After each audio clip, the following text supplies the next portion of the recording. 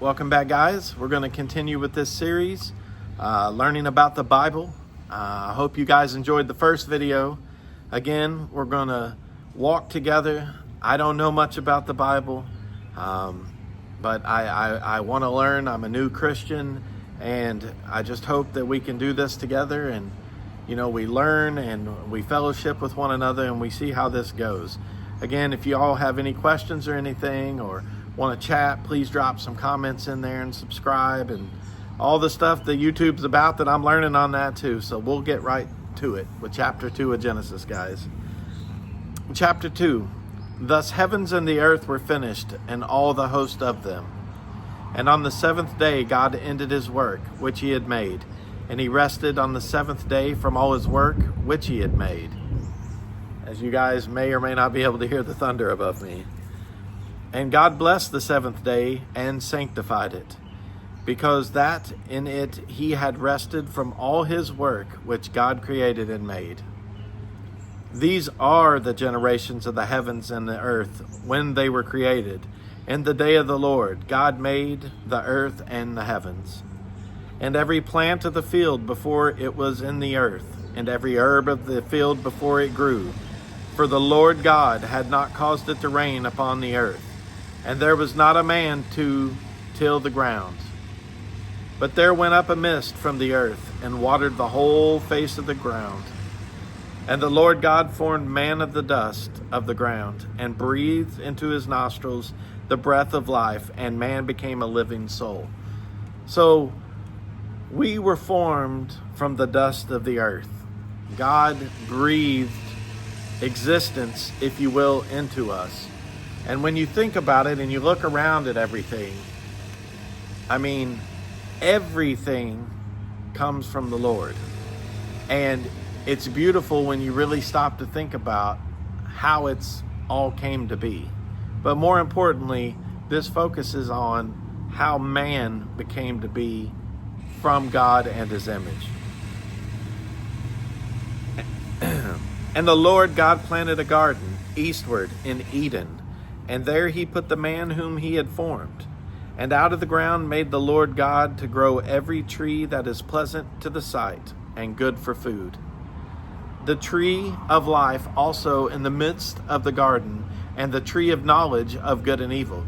I was not aware of a tree of knowledge of good and evil. I had heard of the tree of life. In fact, my time in the military, I'm pretty sure I'd been around where it was planted. But I didn't know of the tree of knowledge of good and evil. So I've definitely learned something already today. And a river went out of Eden to water the garden, and from thence it was parted, and became into 4 heads. The name of the first is Pison, that is which compassion the whole land of Havilah, where there is gold. And the gold of the land is good. There is beryllium and the onyx stone. And the name of the second river is Gihon. The same is it that compassioneth the whole land of Ethiopia. So this is the first mention of a land that we are familiar with in today's age, Ethiopia. There is a sense of a cradle of life around that part. I've been to Ethiopia a couple of times, and there is many historical monuments and homes and places that are still around over there.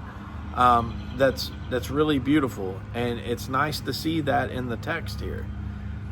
And the name of the third river is Hiddekel, that is in which goeth toward the east of Assyria, and the fourth river is Euphrates. We've all heard of the Euphrates River.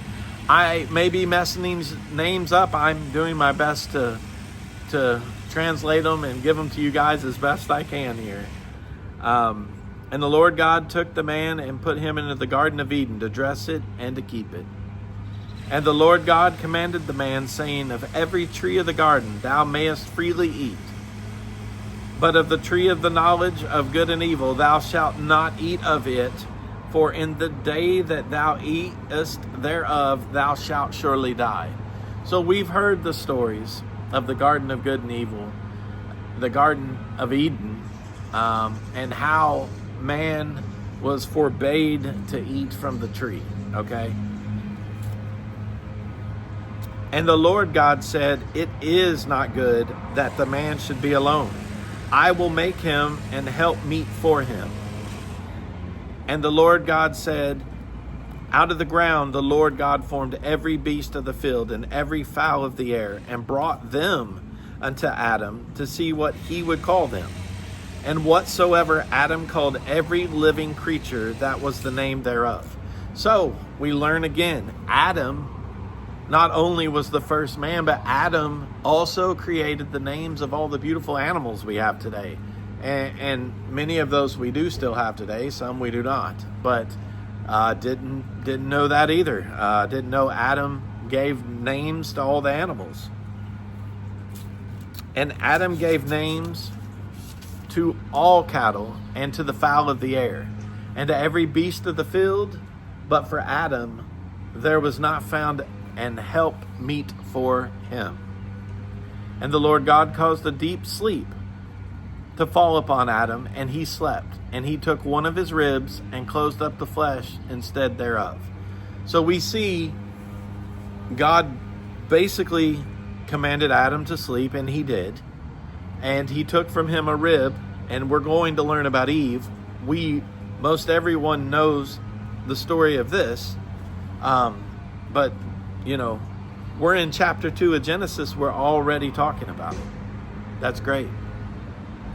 And the rib which the Lord God had taken from man made he a woman, and brought her unto the man. And Adam said, this is now bone of my bones and flesh of my flesh.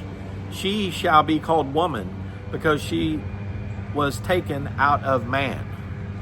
Therefore shall a man leave his father and his mother, and shall cleave unto his wife, and they shall be one flesh. And they were both naked, and the man and his wife were not ashamed. Okay, so that's the end of chapter 2. We're going to talk about this for a moment. Basically, chapter 2 covers Adam being put onto this earth. It covers all of the creatures that were created so Adam wouldn't be alone. And then Eve, even though we don't have the name yet, was also created in Adam's likeness and from his rib, to be called one man, because she was taken from a man. It's a very, very interesting start to how everything was created, because unless I've read the text, there's a couple of things I didn't know about. I didn't know that there were two trees. I didn't even stop to consider that Adam had named everything. So we think about, again, all the things that all of us encounter in our lives, and it's all comes from the Lord, all of it. Even the bad things, man and our sin has created, but everything started in this chapter as far as the Garden of Eden is concerned. Everything spawned out of there.